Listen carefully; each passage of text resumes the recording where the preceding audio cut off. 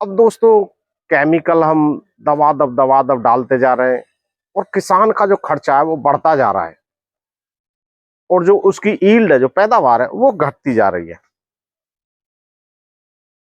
और हमारे स्वास्थ्य पर उसका बहुत बड़ा असर पड़ रहा है। हाय दोस्तों, नमस्कार। मैं Jaswant Singh, TCBT terrace gardening YouTube channel. दोस्तों, जैसे मैंने एक सीरीज चला रखी है माइक्रो न्यूट्रिएंट की पूर्ति,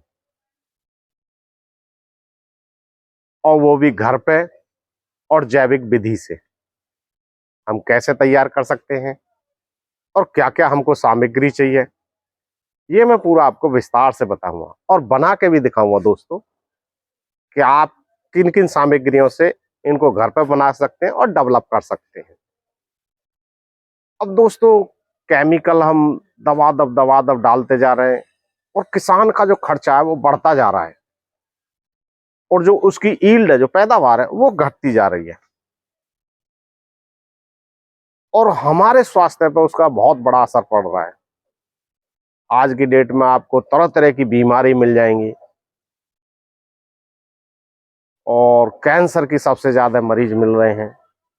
और पहले कभी सुनने में आता था, कभी हम गांव में रहते थे तो सुनने में आता था कि भाई उस जगह कैंसर का मरीज है, तो अजीब सा लगता था। और आज की डेट में तो कॉमन सी बात है कि कैंसर है जी उसके। तो दोस्तों ये सब हमारे खाने पीने का नतीजा है, हमारी दिनचर्या का नतीजा है।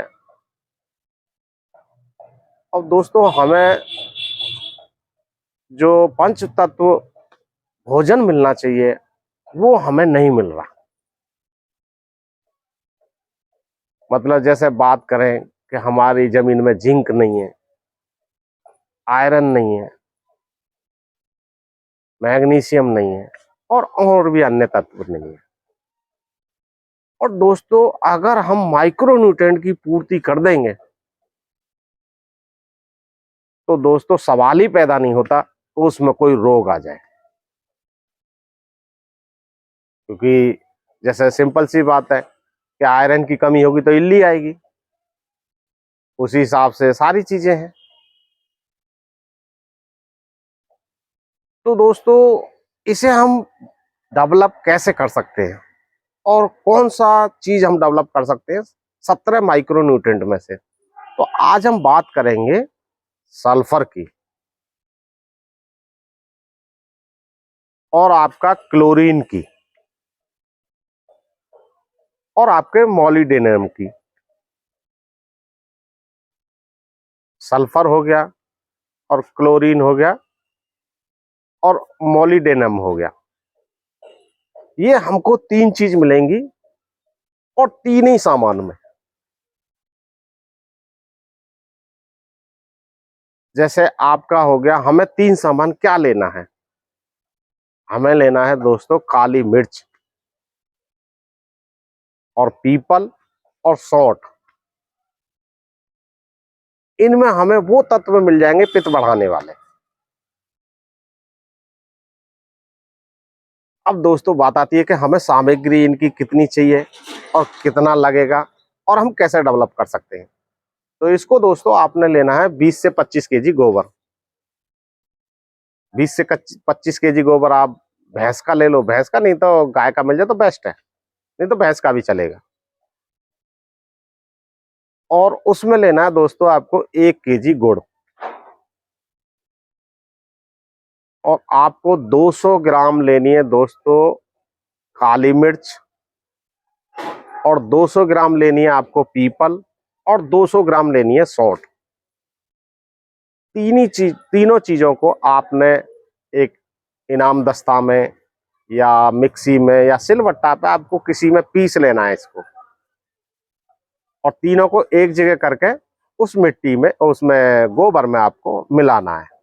हाँ दोस्तों, उसमें 100 ग्राम बरगद या पीपल के पेड़ के नीचे की मिट्टी और डाल देना, क्योंकि उसमें माइक्रोब्स की संख्या बहुत ज्यादा होती है। तो ये सारी सामग्री लेके उस गोबर में मिक्स कर देना।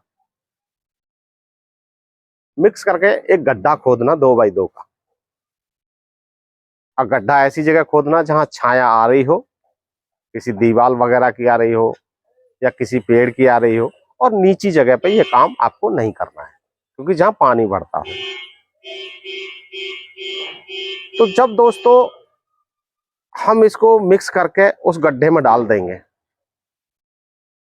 गड्ढे में डालने के बाद में हम उसको उसको किसी चिकने भाग के पत्ते साइड से उसको ढक देंगे। चौड़े पत्ते ले लेना, केले के मिल जाए तो केले के ले लेना, बाकी और किसी के भी ले लेना, ढक के और उस पर मिट्टी डाल देना।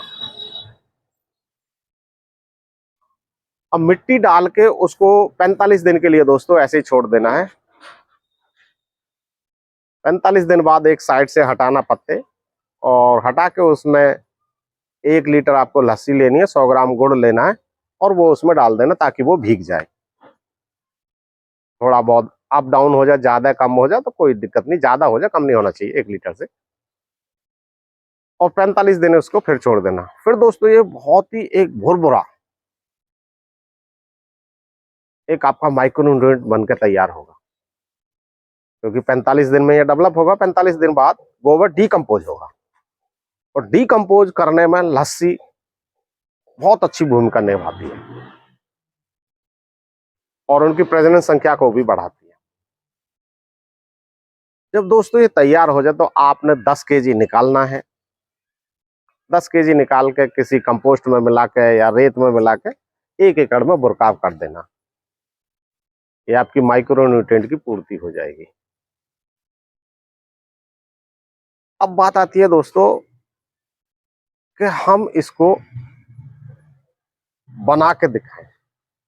तो दोस्तों मैं जैसे छोटे किसान होते हैं उनके लिए भी बना के दिखाता हूं। अब जैसे बात आती है कि भाई स्प्रे करना है हमको, तत्काल में कोई बीमारी आ गई, उसका स्प्रे करना है, सल्फर की कमी है तो क्लोरीन की कमी है, तो इसका हम कैसे कर सकते हैं? तो आपने क्या करना है, 200 लीटर का एक ड्राम लेना है, उसमें 2 केजी गुड़ डालना है, 3 लीटर लस्सी डालनी है और 2 केजी इसमें से निकाल के ये डाल देना है 200 लीटर पानी में। 4 दिन फर्मेंटेशन होने देना है, 4 दिन बाद उसका स्प्रे कर देना है। आपकी सारी डिफिशियंसी पूर्ति हो जाएगी, सारा ठीक हो जाएगा। अब बात आती है दोस्तों इसको कि हमारे छोटे किसानों के लिए मैं बना के दिखाता हुआ, तो अब मैं बना के दिखाऊंगा आपको मटके में, कि आप मटके में कैसे बना सकते हैं, और मैं सामग्री भी दिखाऊंगा आपको क्या क्या हमारे को चाहिए, उस तरह से आप बना लो।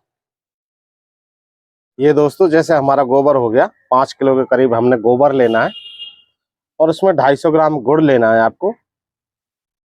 और तकरीबन अगर 5 किलो के रेशो से बना रहे हो तो आप इसमें ले लेना 50-50 ग्राम, 50 ग्राम काली मिर्च, 50 ग्राम पीपल और 50 ग्राम ले लेना आप सौंठ, और 100 ग्राम ले लेना बरगद या पीपल के पेड़ के नीचे की मिट्टी। ठीक है दोस्तों, अब मैं डालता हूं इसमें ये पीपल के पेड़ के नीचे की मिट्टी, ये मैं ऐसे इसमें बुरक दूंगा। और अगर दोस्तों ये थोड़ा इसमें नमी ना हो तो आप जिस भी पशु का आप गोबर ले रहे हो उसी का आप मूत्र ले लेना। और ये मैं डाल लूंगा गुड़। गुड़ दोस्तों मेरे पास कम था तो इसलिए मैं आपको कम दिखा रहा हूँ, नहीं 250 ग्राम होना चाहिए, ज्यादा 150 ग्राम के लगभग होगा मेरे हिसाब से, आप 250 ग्राम लेना। ये हम इसको ऐसे डाल लेंगे।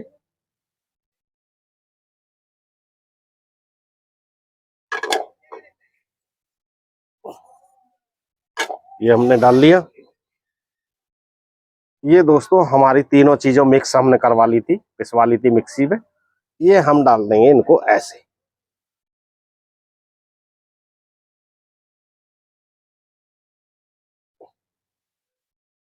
दोस्तों बहुत अच्छी मसाले की खुशबू आ रही है इसमें से। और अब हम इसको दोस्तों मिक्स कर देंगे। अब हम इसको मिक्स कर देंगे। ये दोस्तों मिक्स हो गया है। अब हम इसको इसमें डालेंगे घड़े में। ये हम थोड़ा थोड़ा करके इसमें डाल देंगे।